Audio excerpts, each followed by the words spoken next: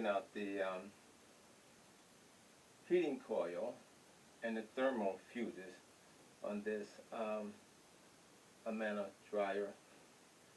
I believe it's a 4600 model.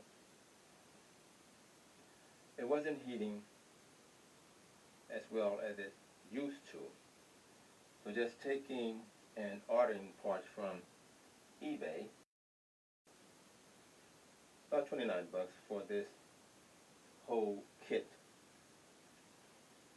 Taking the panel off the back of the dryer,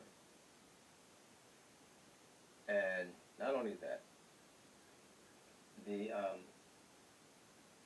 venting section, I also disassembled that to check for any built up lint inside of the venting section on the back of this long section here.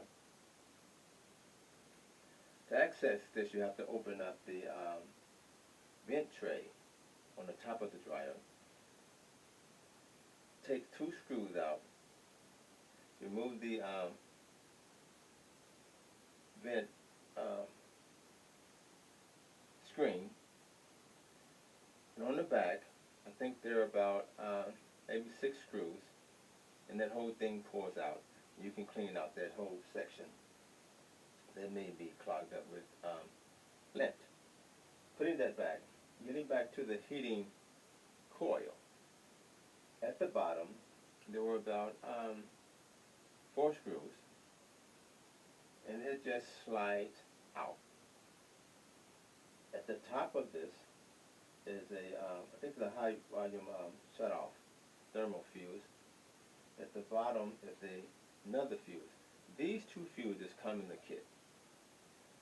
I tested the old fuses. They seem to be fine, but I went ahead and replaced all of that.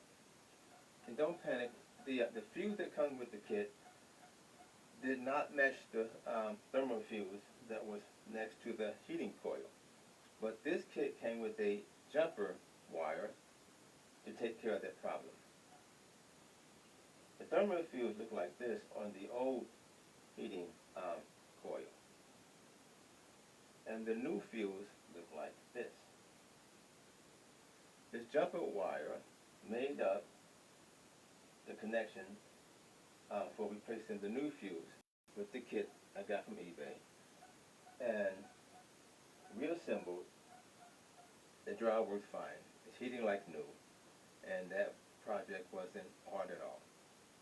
Disassemble, replace thermal fuses, replace the heating coil, connect everything back together, and you're done. The rest of the two. Hey! The rest of the two, replacing the heating element and this amana dryer and the thermal fuses, it worked out fine. Everything is nice and warm, and it came together pretty good. Thanks for watching. Don't forget to subscribe.